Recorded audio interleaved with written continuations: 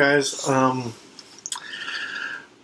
today I am taking part in Arwen Lynch's Tarot Tag 15, and normally, I planned on taking you on a bit of a field trip to the shelter by the Menlo Park, but it is too freaking cold outside today. I actually had to walk uptown to get the mail in my winter jacket. That's how cold it was. And as you can see, you are in my bedroom right now. That is because my brother is home from the hospital and he is recovering from a very serious leg injury. So Mom bought a brand new bed and put it upstairs in the living room. So that he didn't have to walk downstairs to his room because he really can't walk. He's essentially bedridden, and it's extremely painful to walk for him right now. So that's why we're in my room. I wanted to give him a little, peace and quiet. Also, I didn't really want any interruptions while I'm trying to think and form responses and answers to the questions. So the first question is, what is your current favorite deck?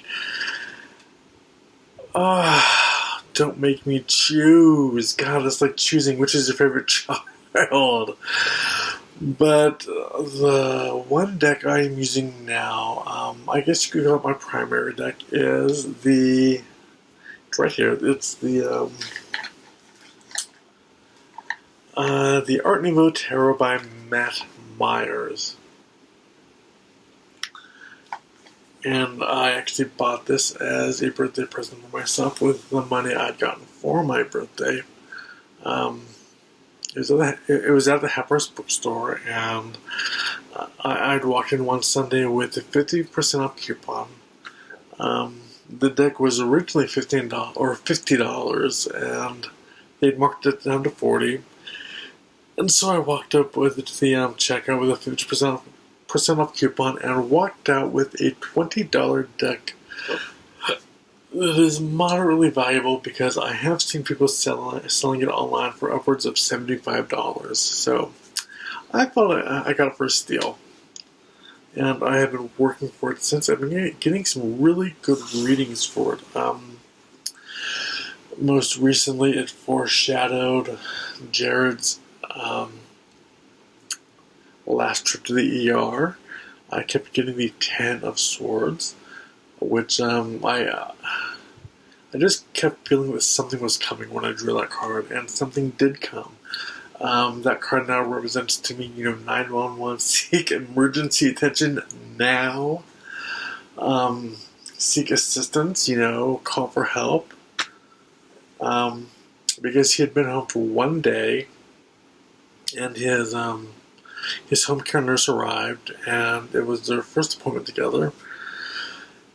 And as she was changing his dressing, he had a squirter.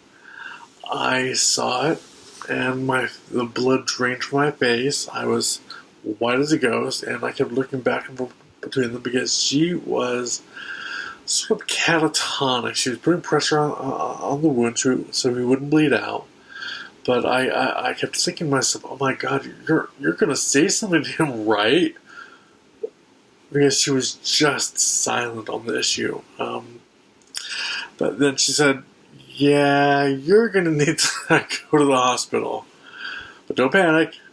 Don't panic.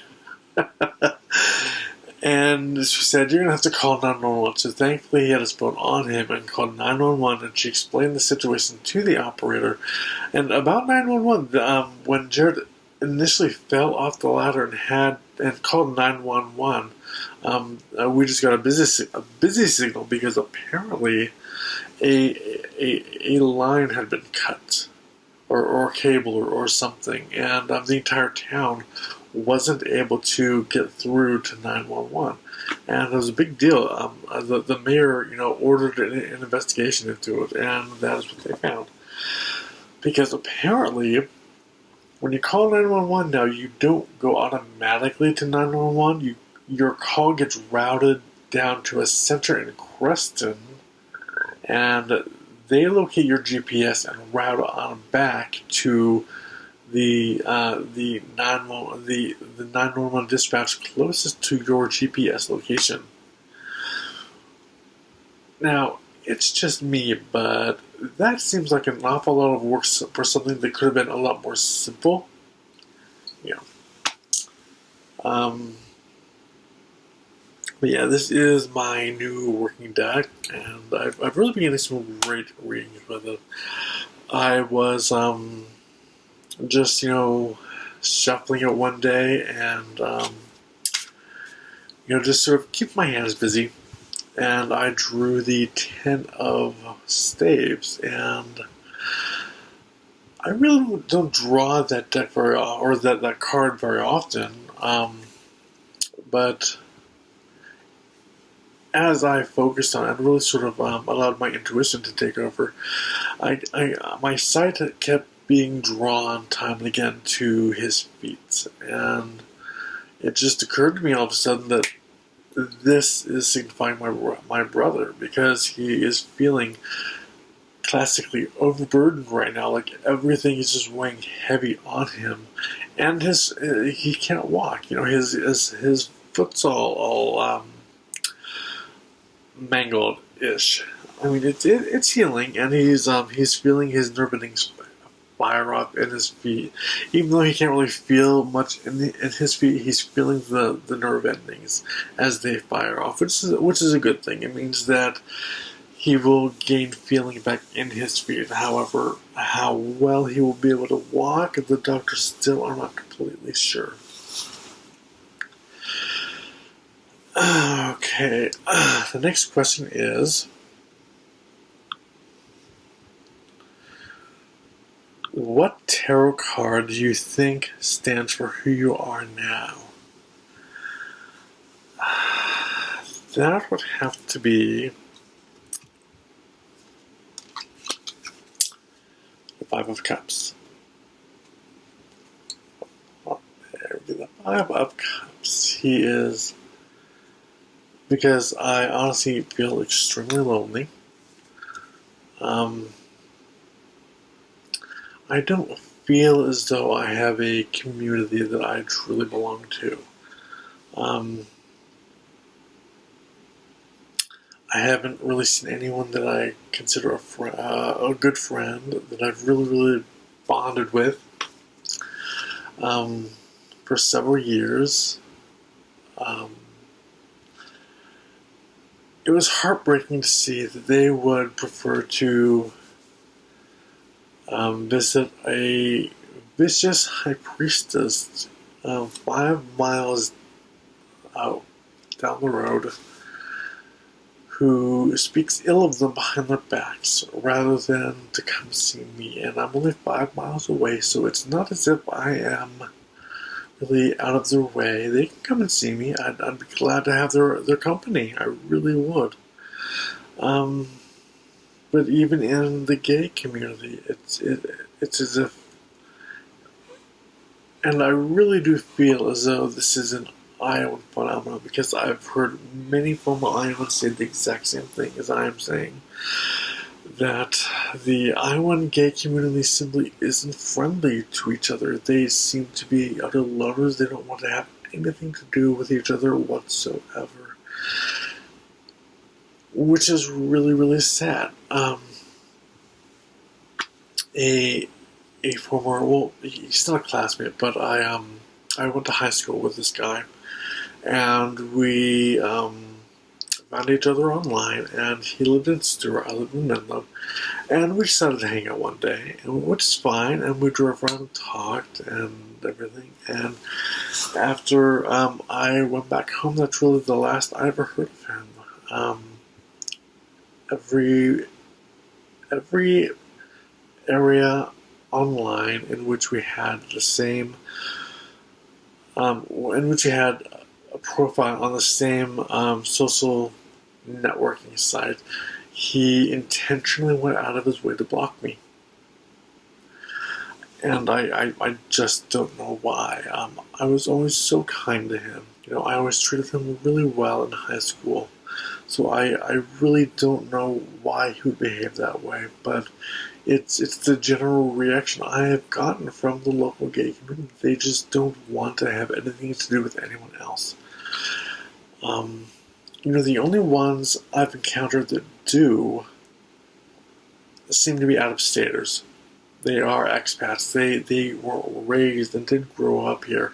They are the exception to the rule. I mean, every gay friend that I have ever made in this town has, just picked up their bags and left without even bothering to say goodbye. And I thought we were good friends, and that really upset me. That really broke my heart. I mean, one guy, he lived less than 2 blocks that way, and then down by the highway. I spent hours with him and days, and we hung out together, and I thought we were friends. I even helped him clean his bedroom. He offered to pay me money, but I didn't accept because that's not how I was raised. And some months, almost immediately afterwards, he wouldn't respond to my calls, no emails or anything. I even dropped by once or twice to knock on his door, and he just wouldn't respond. I of course had to walk by his house every day to go and check the mail.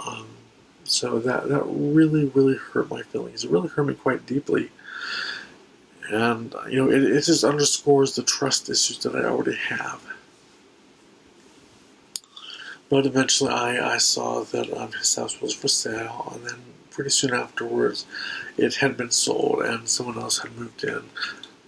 And he was clearly living there until it was sold, because I saw his minivan in the driveway whenever I walked by, and I just thought, well, maybe he'll see me walk by once in a while, and it really hurt.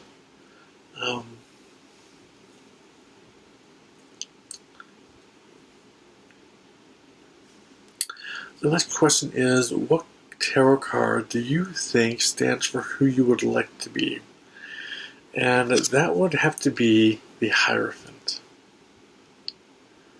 This one is, of course, named the Priest. It's been renamed the Priest.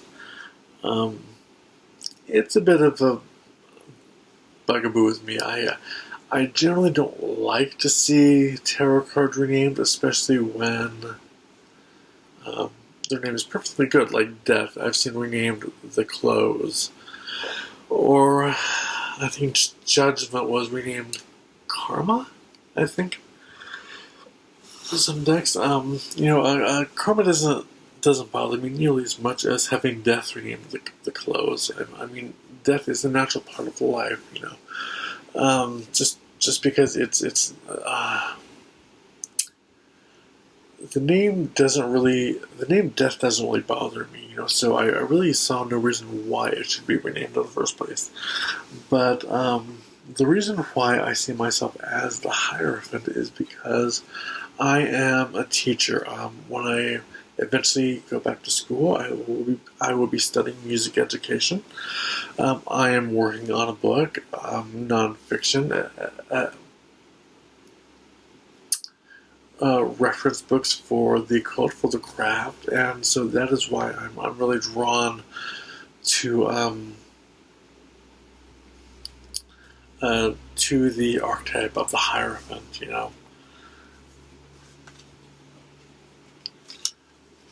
because I really have I want to leave a magical legacy. I want to leave a thumbprint, when I'm gone, that says that Wade was here, that he contributed something valuable to the craft and the cult community, that it is better off for having him in it than if he had not been.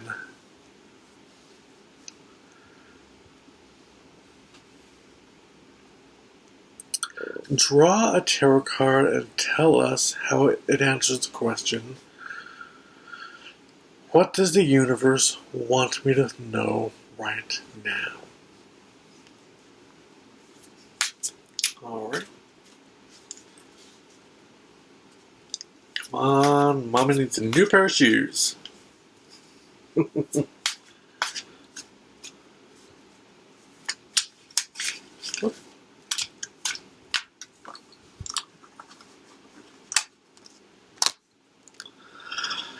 I got the Ace of Wands. And this is telling me that, well, usually when I receive an Ace of Wands, especially when I am doing a reading for someone, usually when I receive a court card, or the Ace of Wands for someone that I am reading, I'm sometimes trying to get a feel for how my relationship with them might progress. Usually, it's in the friendship area. It usually signifies a mutual physical or sexual attraction with the individual, and by getting this, it's sort of telling me that he's just around the corner, and that I will find my other half. You know, the lid to my cauldron. My other half. You know, he's just around the corner. You know, he will come when you least expect it. And you know, not to be too terribly graphic, but it seems as though he is going to be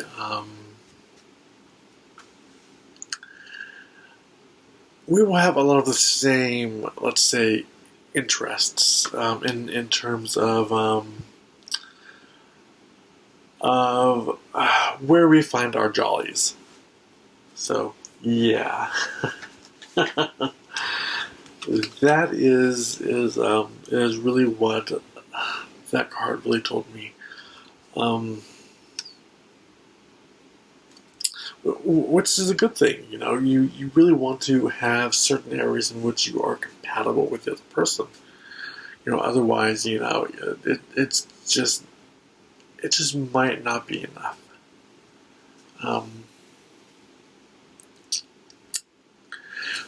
The next question is: do you have any cards that you must love in order to work with a tarot deck? And I do. It is, let me put this away, it is the Devil card. And a lot of people might think it's odd that I, as a witch, like to see an actual horned devil-like figure in the Devil card. You know, because they're all like, oh, we don't worship the devil. True, we don't. But on an astrological basis, it underscores for me, especially when he has goat horns, the sign of Capricorn for the card of the devil. That's why it really works for me. It's sort of a visual reminder, and I'm really interested in symbology in that respect. So yeah, the devil is one of the cards I really like to see in a good tarot deck. You know, if there is no devil in the horned devil, if there is no horned devil in the tarot deck, then the deck has got to be pretty outstanding in some other ways for me to really consider it. Why tarot and not some other form of divination? Well, as I said before, I'm really interested in symbolism. And as a lifelong student of the occult, the study of symbols really, really attracts me. I feel as though I need... it allows me to better understand what I am looking at, what I am seeing. I really like the thrill of the hunt, of the chase, the analysis involved. Really sort of gets my endorphins running. It makes my brain all juicy like a sponge, with all those endorphins just running wild. Um, that's why I really enjoy research, and when I come up with a new thesis that I like to try and improve, that's something that greatly interests me personally. But also, it's a much quicker form of divination than some others. It's one in which you just sort of shuffle the cards and lay them down in a spread, and then your intuition um, really takes hold and sort of illuminates what's going on, rather than say scrying, which can take quite a bit longer to achieve than the tarot does. So it's a lot quicker in that respect. What is the first book you remember reading about the tarot, other than the Little White Book? That would have to be The Heart of Tarot: An Intuitive Approach by Amber Kay and her wife. I'm spacing on her name only because it, my tongue does not want to wrap around it. It's just a tongue twister for me. But at the time, I was expecting a book that would teach you how to read the tarot intuitively, which is why I got the book in the first place. I don't own the book anymore. I got rid of it, and that was because it didn't really seem like it was geared toward the reader reading the tarot more intuitively, as it was a way to employ pop psychology to get the querent to become more intuitive and to read the tarot intuitively about themselves. That's not what I wanted. I wanted to be able to read the tarot intuitively, rather than to just sit down and have someone else do my work for me. That's really what I felt the book was getting at ultimately. Although I really do wish that I had kept it. Looking back now, hindsight is always 2020, and I might change my opinion now that I know a bit more. I would like to look it over again just to see if I have judged it a bit too harshly. But yeah, it really seemed like it wasn't geared so much for the tarot reader to read more intuitively, as it was using psychology and analysis to get the crown to really do the reader's work for them.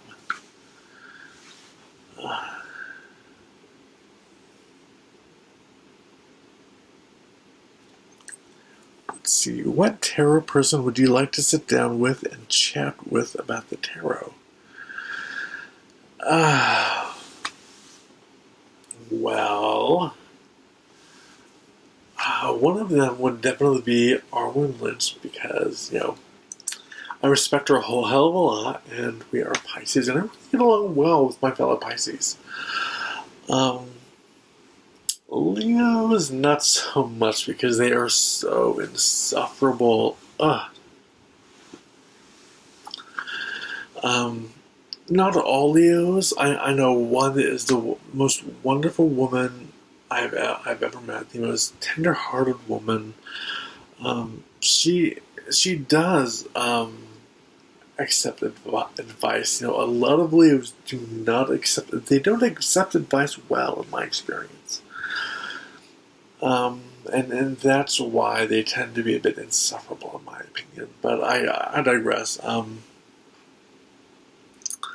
The other one would really be Asa Gypsy because I know him. I've known him for a number of years, and I would definitely like to hang out with him sometime.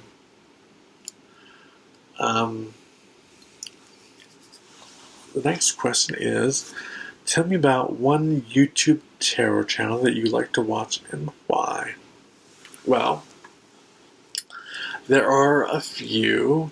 One of them is obviously Arwen Lynch. Some others are New Age Hipster, Kellyanne Maddox, Angelo Nacios, and Osset Gypsy. And it's really because I tend to get bored easy. So when someone is doing sort of the same old, I like to mix it up a little bit and keep it fresh. But that's really why, it's I like to see a variety of things, that hold my attention, Occasionally Arwen will, give like a tarot lesson or a tarot scope, or she will review a tarot deck. I really like watching people review decks, even decks that I have, and to see how our positions might differ. They might have a different not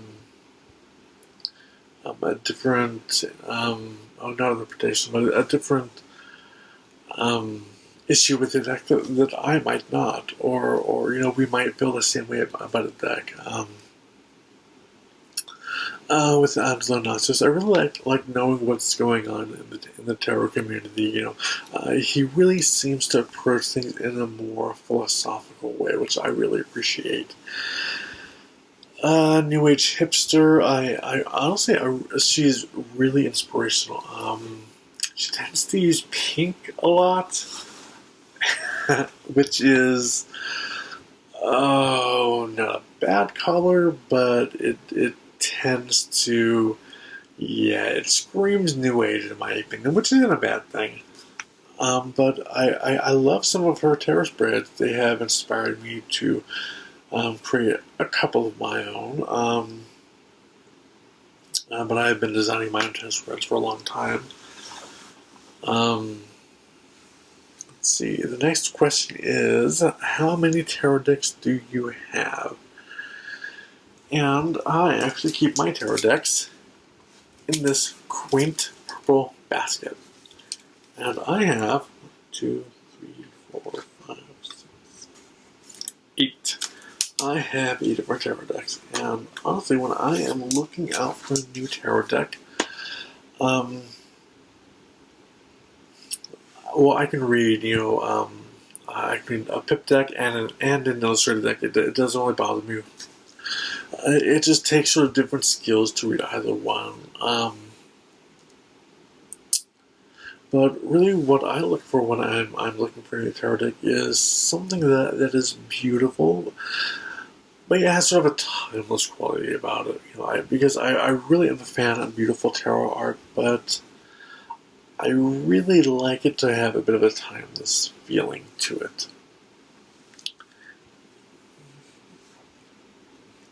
Let's see. Do you mix oracles and tarot when you read? I do not yet. The reason for that being that I have not found a tarot deck that I personally jive with. And I may get to that in the next question. Have you ever created your own tarot cards or deck? Again, I have not yet. I do have a few ideas for my own tarot deck and my own oracle deck as well. I really won't say any more than that, other than I would like to get with an artist whom I deeply respect to pound it out. I have had my ideas stolen before by authors, which just, tears your heart out when they do it. So my tarot deck warned me recently not to overshare because people will,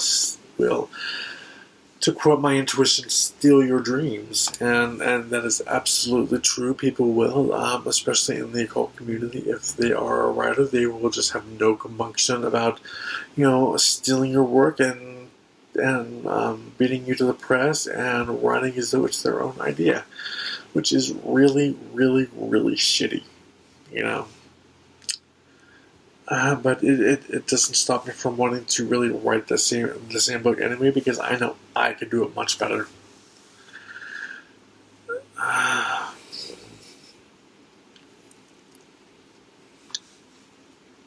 Number 13 is, do you read for yourself?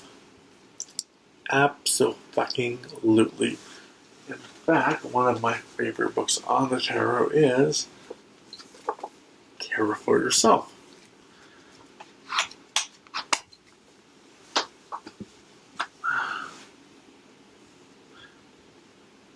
Let's see, number 14 is,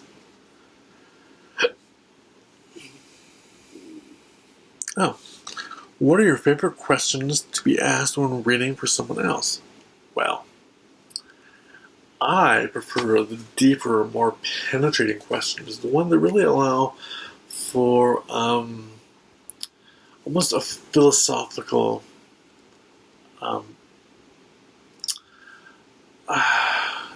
it allows you to really pontificate philosophically. Let's put it that way. I really don't like the questions that really want really command a cut and dry reading. Those tend to simply validate what the querent already wants to know. Like, should I do this, or should I do that, or does he love me, or whatever. Questions like that really tell me that they're just looking for someone to reaffirm what they already perhaps believe. I like other questions such as, am I, or how might I better follow my life's path?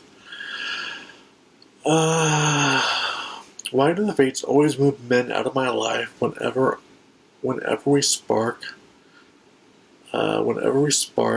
and have our first blazing kiss?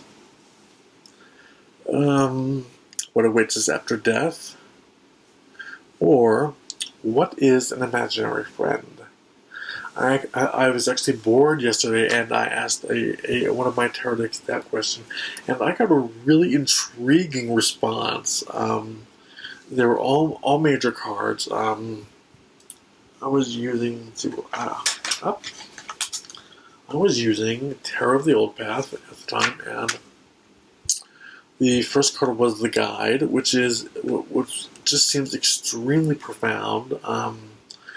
The Guide card is just a renaming of Temperance. Then it was Mastery, which is a renaming of the Chariot card, followed by Strength. So that was an extremely profound read, in my opinion, and I would like to explore later on what those might imply. Oftentimes when I sort of ask big questions like that, I really like to spend a long time really analyzing the cards and really meditating and ruminating upon them. Let's see. The last question is, what is the craziest thing that's happened to you during a reading?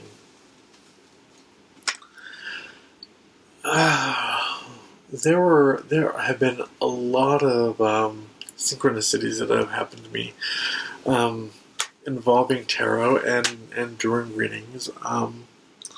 But the craziest one has been, let me think.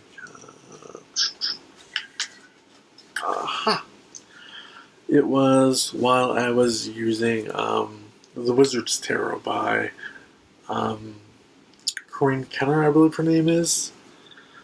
I had just gotten the mail, and I had read with it, and I was in a bit of a curious mood, so I took out what was my primary deck then, the Ancient Italian Tarot, and I got the exact same cards in almost the exact same positions as the Wizard's Tarot.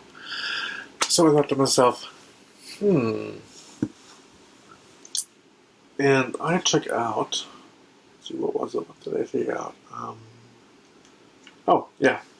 I took out Tarot of the Old Path, and I shuffled it, asking the exact same question as before.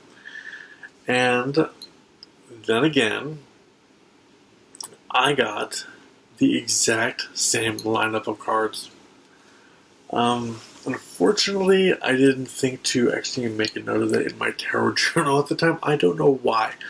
Sometimes I do things without really knowing why I do them. But, that's just how things happen sometimes. Just a snafu. But yeah, that was extremely interesting, and I really, really wish I had recorded those cards so that I could look back on them to see what relevance they might have had. Because really, that's never happened to me before. I have heard about it happening in other ways. Janet and Stuart Farrar, in their book The Witch's Way, actually share an instance in which they were laying down some cards for themselves, and the reading seemed a bit muddled to them, so they skipped the cards back up, reshuffled them every which way you can imagine, and they laid them down, and the exact same cards were laid out in almost the exact same positions.